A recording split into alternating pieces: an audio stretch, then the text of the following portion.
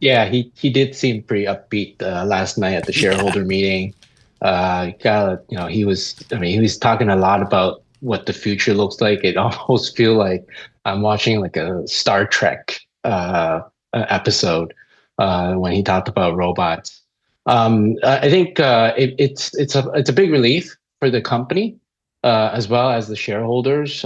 Looks like a lot of shareholders, given that about 75% voted for the pay package. I think now the company and he can actually start focusing on delivering those metrics, which is $8.5 trillion market cap in 10 years, 400 billion EBITDA during that time. So there's lot of things he needs to do. So those are the very specific financial metrics that he needs to achieve if he wants to get paid what shareholders have approved. But in terms of Mhm. actually getting there, Musk made some big promises. Humanoid robots will be doing a lot of beyond human precision surgery, for instance, and robots will play a big role in setting up bases on the moon and in Mars. And which of the Yeah. predictions did he make sound reasonable at this point? I mean, robotics is an evolution. I think there is still a lot of technical challenges to make the humanoid work just as well as a human. So we're no at BI we think humanoid robots are actually a little bit ways off.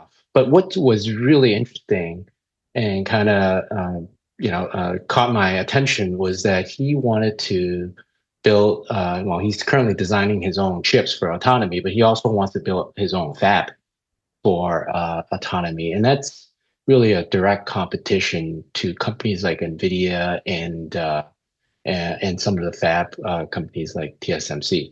Now, his chips are a little bit different. It's a special purpose chip where NVIDIA's AI chips are made to accommodate many AI applications. His is specifically for autonomy, like robots and cars.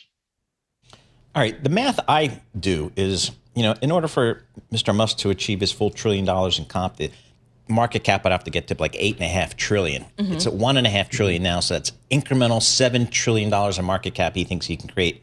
And if he wants to take $1 billion of it, that's fine with me. I'll take the rest. And I think that's kind of what shareholders were saying with 70% of them, 75% of them are A trillion, approving. you mean? Yeah, for $1 trillion. So, I mean, if he's going to make incremental $7 trillion for shareholders, he can have $1 trillion as far as he sees it. But look, like remember, he's not taking the cash. A lot of it is just his stock, right? Yep. At the end of the day, he just want a greater control over the company, 25% control of the company.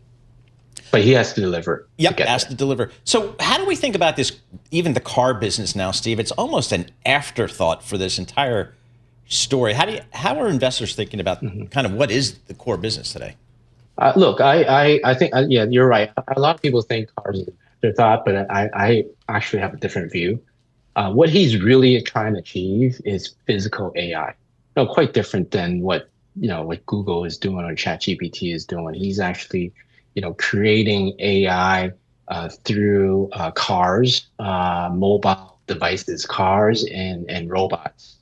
So, for him to proliferate autonomy, physical AI, he still needs to produce cars, right? I don't think he's going to license the full self driving to any other automakers anytime soon. So for him to proliferate autonomy, he does have to produce cars. Look, and then that's why he's also very focused on, improving the design of the Optimus robot so he can actually, build more and sell more to the market. Yeah. So cars is important still.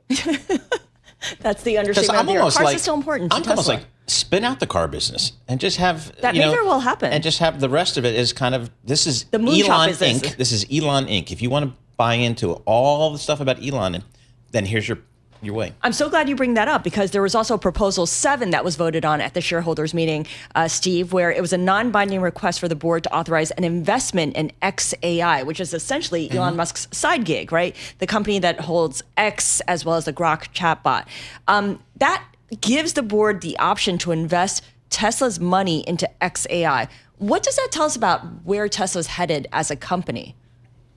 It's an interesting proposal, and look, they're still kind of take some time to think about that. But it's all interrelated, right? A lot of the stuff that he talked about last night about autonomy, Optimus robot from Tesla, and how those robots can be used in Mars, they're all connected. All AI is connected. So, does it make sense for Tesla to invest in XAI? Yeah, I think there's a lot of technology that can actually be shared between the different AI platforms. And right currently, if Tesla vehicles do come with Grok, which is part of XAI. So if vehicles are autonomous, Grok would and other assistant would be very useful in a vehicle for the passenger. We have a listener question coming in. Ryan from New York City asks, what's the likelihood Tesla can compete on the global level versus Chinese robot companies? Maybe it's the leader in the US, but where does it stand versus those in Asia? We actually published a report on humanoid robots, but specifically on auto manufacturing. What we've learned is that Chinese are very, very far ahead. They have a number of startups working on humanoid robotics, trying to improve dexterity, trying to improve the technology stack.